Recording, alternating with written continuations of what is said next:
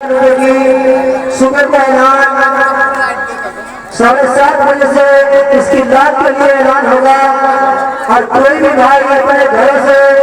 150 रुपए अनाज आटा कपड़ा लगता चावल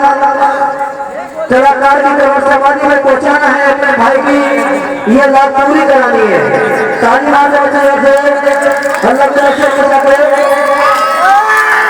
चले आज तुम जहां से कोई जिंदगी पराई तुम्हें मिल गया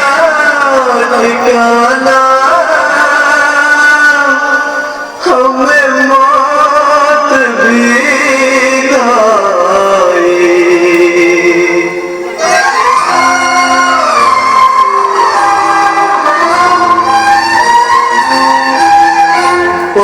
दूर के मुसाफिर